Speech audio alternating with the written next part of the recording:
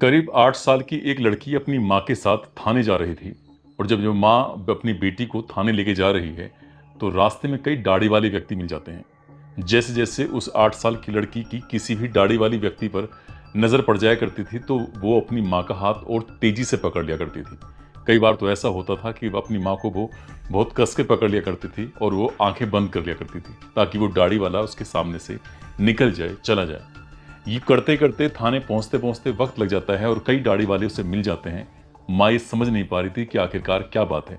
जैसे ही वो थाने के अंदर दहलीज में कदम रख रही है तब भी वहां एक दाढ़ी वाला व्यक्ति खड़ा हुआ था और उस लड़की ने उस दाढ़ी वाले व्यक्ति को जैसे ही देखा अपनी माँ की उसने गोद में गोली भर ली और बस उससे चिपट के वो छूटना नहीं चाह रही थी। माँ समझ जाती है कि आखिरकार बात क्या है। वो पुलिस वालों के सामने ये बात बताती है कि जब भी ये किसी दाढ़ी वाले को देखती है डर जाती है, सहम जाती है, साहब मैं एक कार्रवाई करवाने के लिए आई हूँ। अब ये बात इससे पहले कि पुलिस उस जगह तक पहुंचती तब तक एक वीडियो सोशल मीडिया पर बहुत तेजी के साथ वायरल हो जाता है। लेकिन अफसोस की बात यह है कि लड़की जिस घर से जिस जगह से ताल्लुक़ रखती है उसके आसपास जितने भी लोग हैं ज़्यादातर लोगों के दाढ़ी ही है। यदि कोई बड़े लोग हैं तो खासकर दाढ़ी है। अब ऐसी स्थिति में कभी दाढ़ी वाले व्यक्ति को वो भुला पाएगी या नहीं भुला पाएगी। जो दर्द उसे दाढ़ी वाले व्यक्ति ने दिया है उस दर्द के साथ वो पूरी जिंदगी कैसे जिएगी। इस तरह के कई सवाल हैं जो उस लड़की का हमेशा पीछा करते रहेंगे। आखिरकार उस लड़की के साथ हुआ क्या था, क्यों दाढ़ी वाले से वो इतना डर जाती है, आज की कहानी के माध्यम से यही समझने की, यही जानने की कोशिश करते हैं। आज की जो सच्ची घटना मैं आपको सुनाने जा रहा हूँ, ये सच्ची घटना है उत्तर प्रदेश के कानपुर सिटी का एक मोहल्ला है ग्वालटोली। बात कर रहा हूँ 9 अगस्त 2024 के शाम लगभग 7:30 बजे के आसपास का वाकया था। लड़की अपने घर के बाहर टहल रही थी, घूम रही थी, खेल रही थी। जैसे ही 7:30 बजे के आसपास का वक्त था तो इसी बीच में एक व्यक्ति जिसकी उम्र लगभग 70 साल के आसपास होती है, वो व्यक्ति उसे प्यार से मौलाना मुख्तार के नाम से बुलाया करते हैं। मौलाना मुख्तार या उर्फ मौलाना चच्चा के नाम से बुलाते हैं। हालांकि वो मौलाना नहीं है लेकिन 5 वक्त की नमाज पढ़ता है मस्जिद के अंदर जाकर, इसलिए उस व्यक्ति को लोग मौलाना ही कहते हैं और वो पूरा मोहल्ला उसे मौलाना के नाम से ही जानता है, पहचानता है।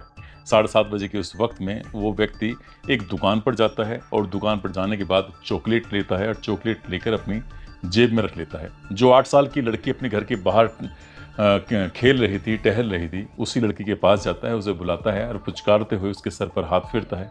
कहता है, बेटी तुम चॉकलेट खाओगी।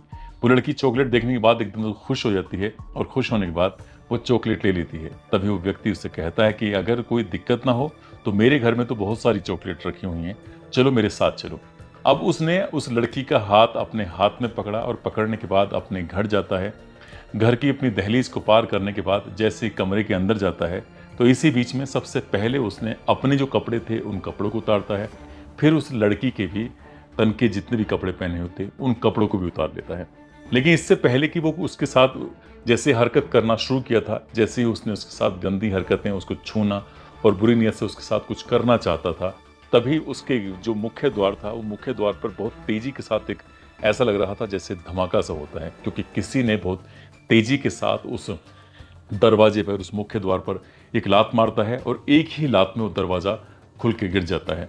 अब जैसे ही गिरता है तो उसके बाद फिर बहुत सारे लोगों की संख्या इस घर के अंदर आते हैं और जैसे लोग आते हैं तो लोगों को देखकर वो लड़की बहुत बुरी तरह से डर जाती है, सहम जाती है। अभी तक समझ नहीं पा रही थी कि आखिरकार उसके साथ हुआ क्या है, या ये व्यक्ति उसको नग्न अवस्था में रखने के बाद वो क्या करने वाला था, या खुद जो नग्न हुआ था वो उसके साथ क्या करने वाला था। 70 साल का वो बूढ़ा, एक आंख उसकी खराब, दाढ़ी उसकी लंबी सी होती है, सर पर टोपी रखी हुई थी और वो व्यक्ति उसके साथ ऐसी हरकतें कर रहा था। दरवाज़ा खुलते ही जैसे लोगों ने उस व्यक्ति को पकड़ा, उसके बाद उसको पीटना शुरू कर दिया। अब उस व्यक्ति को जैसे ही पीटा, इसके बाद यहाँ से सूचना पुलिस तक पहुँच जाती है।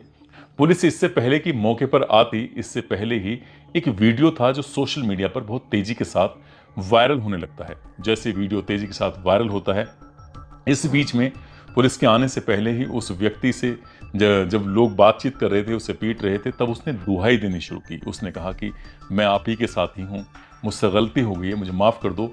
वैसे गलती नहीं हुई है, इस लड़की ने मेरा मोबाइल चोरी कर लिया था, मैं तो बस देखना चाह रहा था कि मेरा मोबाइल कहाँ पर है। यानी कि उसने एक ऐसा बहाना लिया जिससे कई लोगों को यकीन भी होने लगा था कि वाकई सचमुच इस लड़की ने शायद मोबाइल चोरी किया होगा।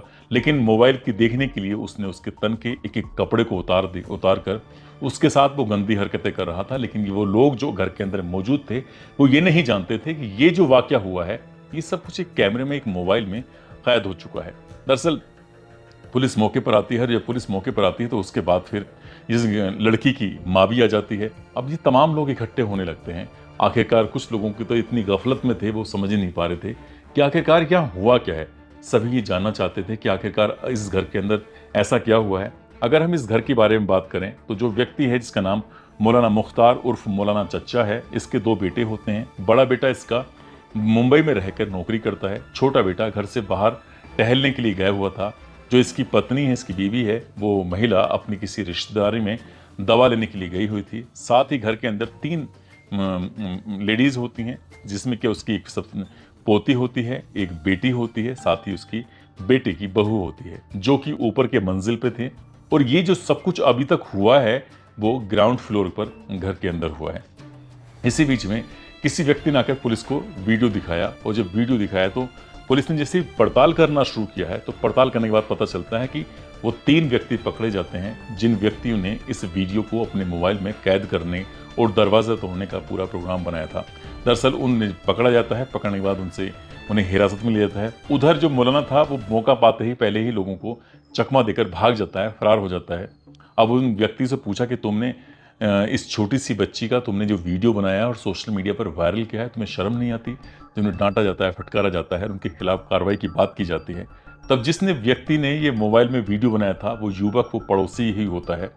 वो रोने लगता है, रोते रोते कहता है कि साहब अगर मैं वीडियो ना बनाता तो शायद अगला नंबर किसी और का हो सकता था। ये बात सुनने के बाद पुलिस वाले पूछते हैं कि क्या बात है, तब वो कहता है कि अब तक ये व्यक्ति 3 लड़कियों का रेप कर चुका है, उसका बलात्कार कर चुका है। और जब बात आती है इसकी कद काठी, इसके शरीर को देखकर, इसकी दाढ़ी को देखने के बाद तो हर कोई पिघल जाता है। कहता है कि बात बाहर जाएगी तो बहुत ज़्यादा बदनामी हो जाएगी, और ये किसी न किसी रूप से परिवार वालों को प्रलोभन देकर कुछ भी कर ये पहले बलात्कार के मामले में, दूसरे बलात्कार के मामले में और तीसरे बलात्कार के मामले में इसी तरह से बसता चला जाता है। इसीलिए इसी व्यक्ति पर उस लड़के की नज़र थी, ये देखने की ताल में था कि कब ये व्यक्ति गलत काम करेगा और कब वो मौके की तलाश में होगा। इस व्यक्ति ने 9 अगस्त 2024 की शाम को जैसे ही मौका लगता है वो एक चॉकलेट खरीदता है, और दुकानदार उसको इशारा कर देता है कि इसने चॉकलेट खरीद ली है। यानी कि दुकानदार भी इसमें शामिल था, ये बताने में, किसी लड़की की ज़िंदगी को बचाने में। जैसे ही उस लड़के को इशारा किया जाता है, उस लड़के ने उसका वीडियो बनाना शुरू कर देता है, और वो लड़की को चॉकलेट दे रहा था। ये सब अपने मोबाइल में वो कैद कर लेता है, ऐसा मीडिया रिपोर्ट में बताया जा रहा था। इसके बाद वो लड़की को लेकर अपने घर के अंदर जाता है। घर के अंदर जाने के बाद पहले अपने कपड़े उतारता है, कपड़े उतारने के बाद फिर लड़की के कपड़े उतारता है, और वो लड़का जो खिड़की होती है, खिड़की के सहारे से छुप कर ये अपना मोबाइल में वीडियो उतार रहा था। और जैसे ही उस लड़की के साथ वो गंदी हरकतें करने लगता है, उसको शरीर के अलग अलग हिस्सों को छूने लगता है, तब उसे यकीन हो जाता है कि ये सब देखने के बाद शायद हर कोई आग बबूला हो जाएगा। अब की बार ये व्यक्ति किसी भी कीमत पर बच ही नहीं पाएगा। 70 साल का वो बूढ़ा आदमी उस लड़की के साथ ऐसी हरकत कर रहा था। तब वो उस मोबाइल वाले ने इशारा किया। इसके बाद फिर दरवाज़ा टूटा जाता है, और दरवाज़ा टूटने के बाद तब जाके उस लड़की को सकुशल बचाया जाता है। लेकिन ये सब होने के बाद लड़की बहुत बुरी तरह से डर जाती है, सहम जाती है, रोते हुए बिलखते हुए अपनी माँ के पास पहुँचती है। और माँ उसके करीब 1.5 घंटे बाद, यानी कि रात के 9 बजे के आसपास वो थाने जाती है। और थाने जाने के बाद कहती है कि मैं FIR दर्ज कराना चाहती हूँ। जब लड़की माँ के साथ थाने तक जा रही थी, हर दाढ़ी वाले व्यक्ति को देखने के बाद वो डर जाती थी, क्योंकि उसे हर दाढ़ी वाला व्यक्ति एक जैसा ही दिखाई दे रहा था, और वो परेशान थी, बदहवास जैसी स्थिति में थी। जब महिला कांस्टेबल उससे बातचीत कर रही थी तब भी शायद उस लड़की की नज़र एक दाढ़ी वाले पड़ जाती है। इस बीच में हालांकि इसकी माँ को ये भी समझाया जाता है कि ये मामला ख़त्म करो, इसे भी जैसे पहले 3 मामले थे निपटा दिए गए थे। लेकिन माँ ने कहा कि मैं नहीं चाहती कि अगली कोई और बेटी हो, अब जो भी हो यहीं पर ख़त्म हो जाए। अब ये व्यक्ति के खिलाफ इतनी कड़ी कार्रवाई होनी चाहिए, किसी भी कीमत पर सलाखों से बाहर नहीं आना चाहिए। लेकिन वो पुलिस की रडार से, पुलिस की पकड़ से, पब्लिक की पकड़ से भाग चुका था। अब इस महिला ने जिस तरह की बातें की, उसके बाद FIR दर्ज होती है। इस बुजुर्ग आदमी के खिलाफ एफआईआर दर्ज होने के बाद 5 टीमें गठित की जाती हैं और गठित करने के बाद उसको हर एक हिस्से में तलाश किया जाता है, जहाँ जहाँ तक उसकी पहुँच थी, जहाँ जहाँ तक वो जा सकता था। लेकिन पता चलता है कि पास में ही एक उसके रिश्तेदार रहते हैं और 12 अगस्त 2024 को आखिरकार वो गिरफ्तार कर लिया जाता है। और गिरफ्तार करने के बाद अब उससे पूछताछ भी होगी, साथ ही उसके खिलाफ आगे की कार्रवाई भी होगी। और उस बच्ची के साथ जो होता है वो शायद कभी ज़िंदगी में उस घटनाक्रम को कभी भूला पाए, लेकिन आगे भविष्य में किसी और बेटी के साथ कोई घटना इस तरह की शायद उस मोहल्ले में मौलाना मुख्तार उर्फ मौलाना चच्चा के द्वारा शायद हो नहीं पाएगी, क्योंकि लोगों के सजग रहना बेहद ज़रूरी है। दोस्तों, इस मामले में पुलिस ने उस आरोपी को गिरफ्तार करके जेल भेज दिया और आगे की कार्रवाई चल रही है। इस पूरे घटनाक्रम को सुनाने का उद्देश्य किसी को परेशान करना नहीं है, किसी का दिल दुखाना नहीं है, बल्कि आपको जागरूक करना है, आपको सचेत करना है।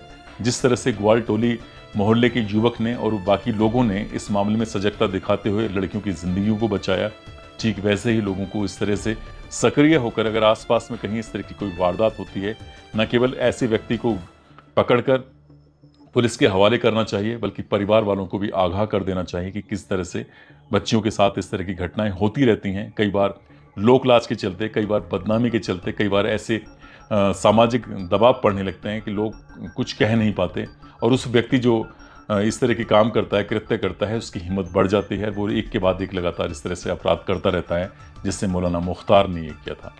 दोस्तों, इस पूरी घटना के बारे में आपकी क्या राय है, कमेंट बॉक्स में ज़रूर बताएं। और अगर हमारी मेहनत पसंद आई हो तो इस वीडियो को लाइक करते हुए शेयर भी करें। अगर आपने अब तक चैनल को सब्सक्राइब नहीं किया है तो हमारे चैनल को सब्सक्राइब कर लीजिए। धन्यवाद।